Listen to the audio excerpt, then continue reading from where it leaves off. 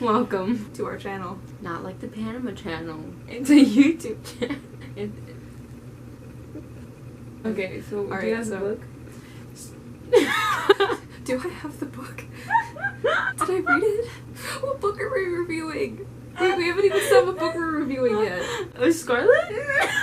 Incorrect. Oh, Cinder. I almost that's that's what I meant. We're not reviewing this right now, but this is a really good book. It might be. You've probably heard that a million times if you're a regular here on BookTube. But Even I though just it's read like- it and I love it. We're reviewing Cinder. Here's what it says on the back. Oh, that's small text. Hang on. Even in the future, the story begins with once upon a time. Humans and androids crowd the... Rosses. Is that an E or a C? Oh, the Reyes Streets. That's such a small text. Okay, it's a C. Okay, the Rosses Streets. Streets of New Beijing. A deadly plague ravages the population. From space, a ruthless lunar people watch, waiting to make their move. No one knows that Earth's fate hinges on one girl.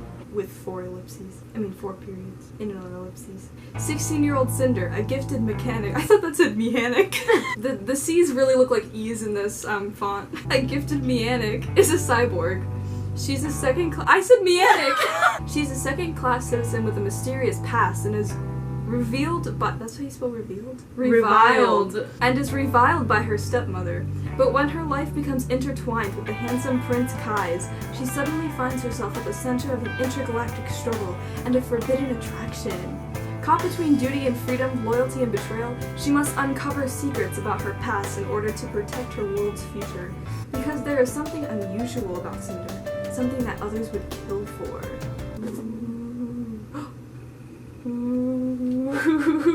Welcome back to pre-K. Hi there, my name is Corey Mee, and I'm a pre-kindergarten teacher. Maybe I should read the summaries from now on.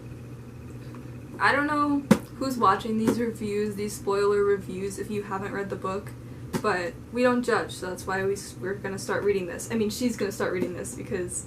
You know what? I blame that on the font. Okay guys, so firstly I'd like to say that I really liked the characters, even though they fall into very specific archetypes. At least some of them in this series do, because there's a few that are a bit more, they have more dynamic to them, but not all of them. For example, Prince Kai. Well, yeah, another thing with the story is it is a retelling, so it is a little bit different because you kind of already know what the story is, but it's like a sci-fi. I thought that was cool and creative, that they put that twist on it. I think my favorite character, which is a little sad, was Peony. Peony? I read it as peony, but it's a flower. Hang on. Peony. I think it's peony. Flower, peony. Peony. Define peony. Peony means. Peony. Oh, it is peony. I mean, peony sounds like... P on E? Who's E? I don't want to have to pee on her. I don't want to pee on E. Are you interested in 2020 cross country? No. There's an interest meet on Monday. You should try it. No. So I thought Peony was a really sweet character. I really liked her. Even though she was kind of supposed to not be so close to Cinder, they were very close. And I loved how much Cinder cared for her, even though she was deep down jealous about her. And I just thought she was a very, innocent character, I guess. Hey, do you want to join cross country? Is there an interest meet at the cafeteria? Yeah. Oh my god. Guess the time. Cheating. I need to find the answer. 3. 3 a.m. Wrong. It says 3 period. I don't know what time zone period is, but... There is no time zone. Only zone.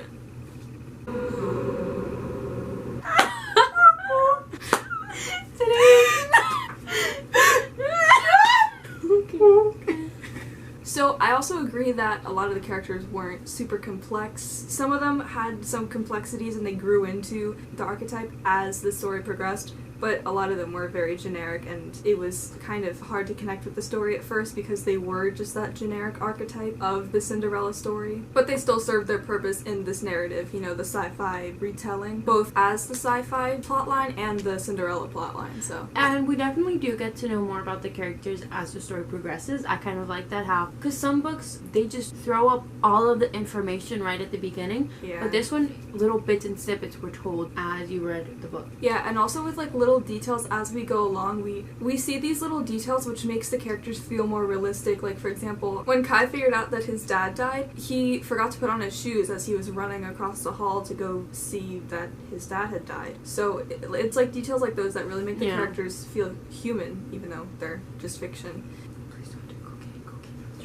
Please don't do cocaine! Hey! Cocaine for your brain! We need to hurry up. Please don't do cocaine! Hey!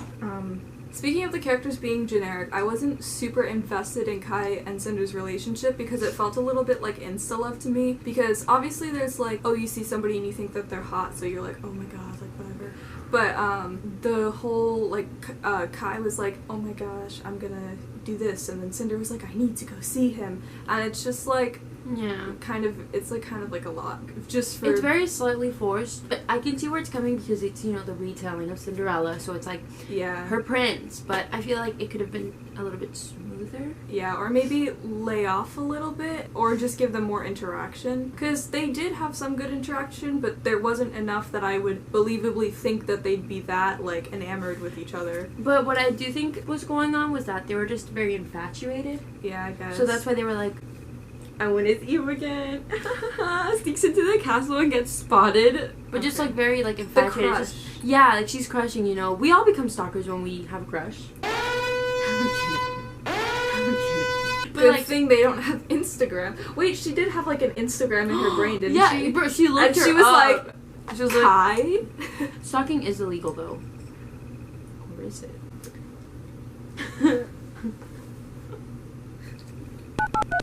911.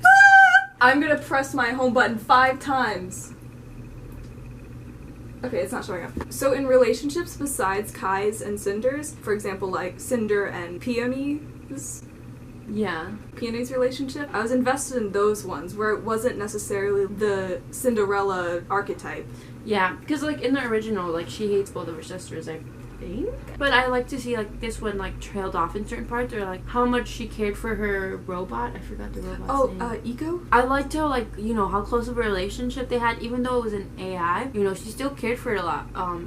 And I like how she like saved it, and she's like, I'm gonna find you like a new body. So moving on to the plot, the pacing, and the tension, they were all pretty well executed. In the diplomatic bits, when Prince Kai is just like talking to the other people from the other countries, the leaders, the representatives, the leaders, it got a bit slow, but you know, I guess that's just kind of like political stuff. It's just kind of slow. And it kind of helped to understand more about like the political attitudes. Yeah. And like why the Lunars have so much power over everyone. Yeah, it just, I mean, there was no other way to really do it without just saying like narration. So I guess it was better than just having narration, but it did get a little slow, you know, but the rest of the pacing and everything and the plot went pretty well, so I wasn't like too big of an eyesore or anything. Eyesore? Brain sore? Another thing that we discussed in previous videos is how foreshadowing needs to be there, and it needs to be like if you're gonna make a plot twist, it's not cool to just pull it out of nowhere. Yeah, you need to foreshadow if you're gonna have a plot twist, but you also need to do it well so that you don't confuse the readers and you don't make it blatantly obvious. Yeah. I feel that this book fell into the trap of the latter, where I felt it was very obvious that she was Princess Celine. The moment the doctor guy was like, there's something up with you, I was like,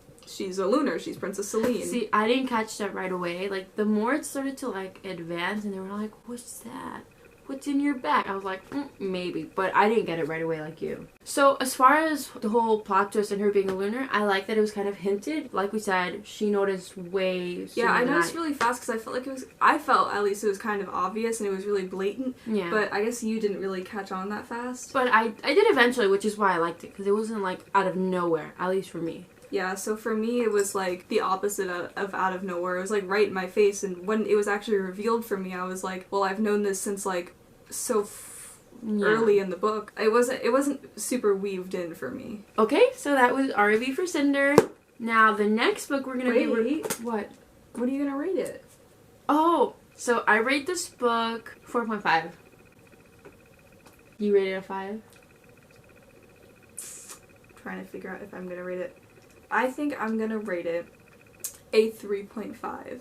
Because I wouldn't give it a 3. I feel like it's better than a 3, but I don't know if it quite achieves a 4 for me, just because it was well executed, but I wasn't like some books just super. aren't in, like, just some books just don't click with you. Like Yeah, that's clicked always with gonna me, happen. but not as well as like I gave Carry On a 4, so like it didn't click with me as much. Which as one that. did you give a 5? I'd give this book a 5. I love this book so much. So that was our review. That's what we rated. That's what we thought. Comment your review or your opinions on our review, or just your opinions About anything.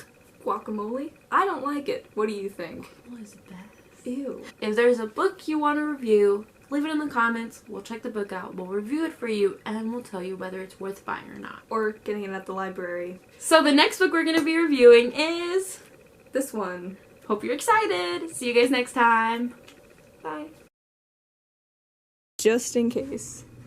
Just in case. Who's Justin, and why is he in a case?